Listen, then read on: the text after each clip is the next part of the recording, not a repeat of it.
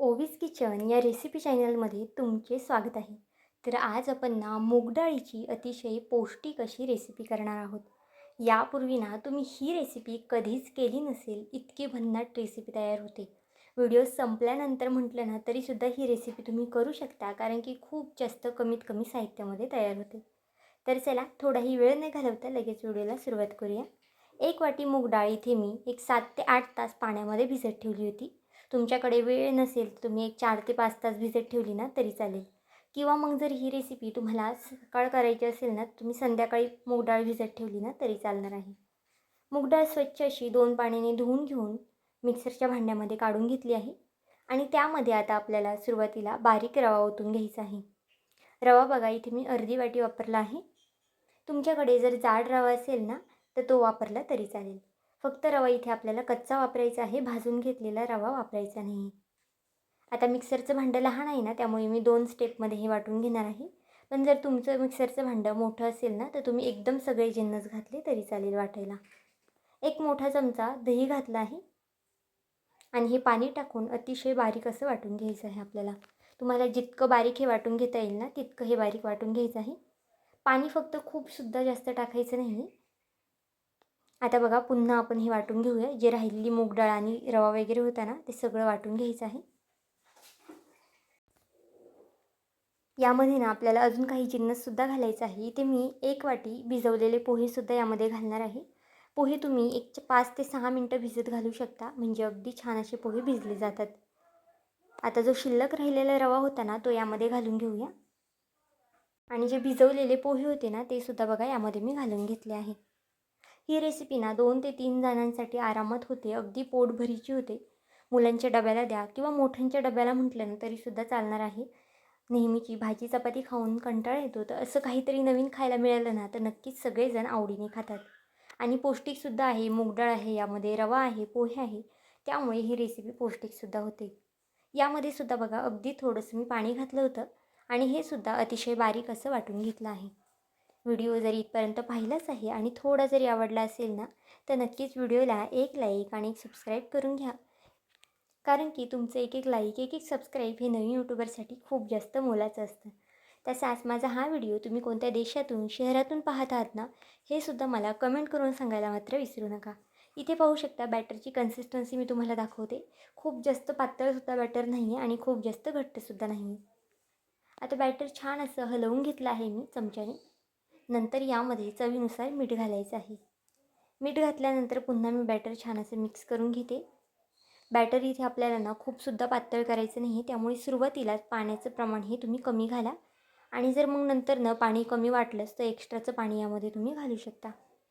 यामध्ये मी थोडीशी कोथिंबीर घातली आहे. कोथिंबीर घालणं अगदी ऑप्शनल आहे, तुम्हाला जर आवडत असेल तरच घाला. आता इथे आपण एक चटणी तयार करून घेऊया. चटणी तयार करण्यासाठी ना इथे मी मिक्सरच्या भांड्यामध्ये अगदी थोडेसे शेंगदाणे घातले आहे. अगदी थोडंसं लसूण घालायचं आहे. आणि यामध्ये आपल्याला खोबरंसुद्धा घालायचं आहे. तुमच्याकडे जर ओलं खोबरं असेल ना तर त्याचासुद्धा इथे तुम्ही वापर करू शकता. किंवा मग अशा पद्धतीचं सुकं खोबरं असेल ना तरीसुद्धा चालणार आहे. आणि यामध्ये अजून मी 2 ते 3 हिरव्या मिरच्या घातल्या आहेत. मिरचीचं प्रमाण तुम्ही तुमच्या आवडीनुसार कमी जास्त करू शकता. तुम्हाला जर तिखट आवडत असेल ना तर तुम्ही ही चटणी तिखटसुद्धा करू शकता. किंवा जर कमी तिखट करायची असेल तर एखादी मिरची घातली ना तरी चालेल. आता यामध्ये भरपूर असा पुदिनासुद्धा घालूया. पुदिन्याने चटणीला खूप छान असा फ्लेवर येतो. तुमच्याकडे असेल तरच घाला, नसेल तुम्ही तर त्याऐवजी कोथिंबीरचासुद्धा वापर करू शकता. आता यामध्ये ना थोडंसं पाणी टाकून छान असं बारीक वाटून घ्यायचं आहे. तुम्हाला ही चटणी ना जितकी पातळ घट्ट ठेवायची आहे ना त्यानुसार तुम्ही इथे पाण्याचं प्रमाण कमी जास्त करू शकता. बघा, ही चटणी ना मी अगदी इतपत दाटसर ठेवली आहे. खूप जास्त पातळसुद्धा नाही आणि खूप जास्त घट्टसुद्धा नाही. आता चटणी एका वाटीमध्ये काढून घेऊया. तुम्ही ही चटणी ना कशासोबतही खाऊ शकता. तुम्हाला जर डोसे वगैरे करायचे असेल, अप्पे करायचे असतील किंवा मग तुम्ही इडली वगैरे करणार असेल ना तीसुद्धा ही चटणी खाऊ शकता, कारण की खूप जास्त अप्रतिम लागते त्यासोबतसुद्धा ही चटणी. चटणीमध्ये चवीनुसार मीठ घालून घेतलं आहे. आणि नंतर ना यामध्ये फोडणीला मी पांढरे तीळ, 1 चमचा मोहरी आणि 1 चमचा जिरं घालून घेतलं आहे. आता ही फोडणी ना मी पळीमध्ये तयार केली होती, पण जर तुमच्याकडे फोडणी पात्र असेल ना तर त्यामध्ये सुद्धा तुम्ही फोडणी देऊ शकता. आता फोडणी बघा ओतून झाली आहे आणि चटणी छान अशी मिक्स करून झालेली आहे. आता चटणी थोडा वेळ साईडला ठेवून देऊया आणि जी आपली पुढची प्रोसेस आहे ना ती करून घेऊया. इथे बघा आता पीठ जे आपलं तयार झालं होतं ना त्यामध्ये मी इनो घालून घेणार आहे. तुमच्याकडे जर इनो नसेल तर त्याऐवजी तुम्ही सोड्याचा सुद्धा वापर करू शकता. अगदी थोडंसं इनो घातलं आहे, अगदी 2 चिमूट इतपत इनो घालायचं आहे. खूप जास्तसुद्धा इनो किंवा सोडा यामध्ये घालायचा नाही. इनो किंवा सोडा घालून झाल्यानंतर हे छान असं बॅटर मिक्स करायचं आहे. एक 10 ते 15 सेकंद मी बॅटर छान असं मिक्स करून घेतलं आहे आणि तोपर्यंत एका साईडला पॅनला आपण तेल लावून घेऊया. सुरुवातीला पॅनला थोडंसं पाणी शिंपडून घेतलं आहे पॅन तापल्यानंतर आणि नंतरनं त्याला थोडंसं कांद्याने मी तेल लावून घेतलं आहे. अशा पद्धतीने जर तुम्ही तेल लावलं ना तर अजिबातच खाली तुमचा डोसा वगैरे चिकटणार नाही. जर कधी जर तुम्ही ॲल्युमिनियमच्या तव्यावरती करत असाल ना तर त्यावरती सुद्धा तुम्ही अशा पद्धतीने सुरुवातीला पाणी शिंपडून नंतरनं तेल लावून घ्या. तुमचा डोसा त्यावरती सुद्धा चिकटणार नाही आणि अगदी आरामात छान असा डोसा निघेल. आता हे डोसे ना तुम्ही तुमच्या आवडीनुसार जाड पातळ करू शकता. तुम्हाला जर थोडेसे जाड ठेवायचे असेल ना तर बघा इथे मी थोडेसे जाडसुद्धा ठेवणार आहे. थोडेसे हे डोसे जाड केले ना मग खायलासुद्धा अजून जास्त छान लागतात, सॉफ्ट लागतात. जर डब्यासाठी करत असाल ना तर शक्यतो जाड डोसे करा, म्हणजे थंड झाले ना तरीसुद्धा खायला अप्रतिम लागतात. आता झाकण ठेवून हे आपल्याला 2 मिनटासाठी याला वाफ काढून घ्यायची आहे. इथे बघा 2 मिनटं झालेले आहेत आणि आपला डोसासुद्धा अगदी छान असा झालेला आहे.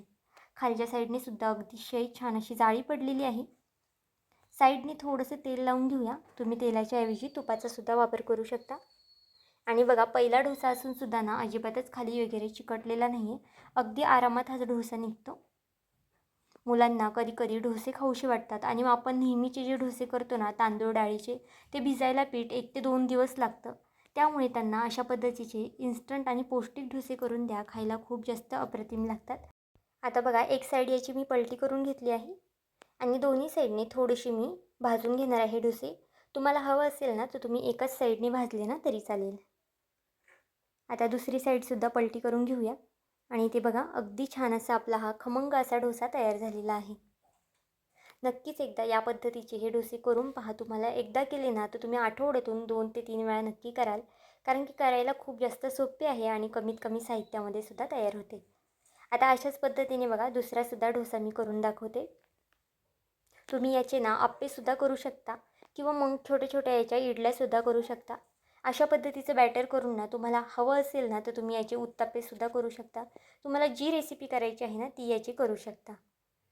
आता बघा दुसरासुद्धा डोसा अतिशय छान पद्धतीने पसरून झाला आहे आणि तोसुद्धा 2 ते 3 मिनटासाठी झाकण ठेवून वाफ काढून घेऊया. बघा पहिल्यापेक्षा दुसऱ्या डोश्याला अतिशय छान अशी जाळी पडलेली आहे.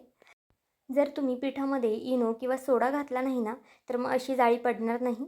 त्यामुळे इथे आपण थोडा तरी इनो किंवा सोडा यामध्ये घालणार आहोत. तर बघा दुसरासुद्धा डोसा अतिशय छान असा झालेला आहे.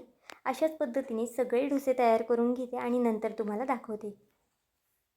तर इथे पाहू शकता आपले डोसे तयार झालेले आहेत.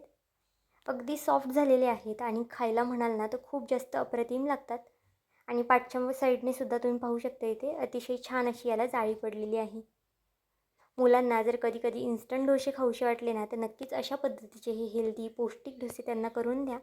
आणि कोणत्याही चटणीबरोबर चहाबरोबर कशासोबतही हे डोसे तुम्ही खाऊ शकता. खायला खूप जास्त अप्रतिम लागतात. तर आजची ही मुगाच्या डाळीची रेसिपी तुम्हाला कशी वाटली मला हे कमेंट करून नक्की सांगा. आणि चॅनलवरती नवीन असाल तर चॅनलला एक लाईक आणि सबस्क्राईब करायला विसरू नका. पुन्हा भेटूया आपण अशाच एका नवीन व्हिडिओमध्ये. तोपर्यंत बाय.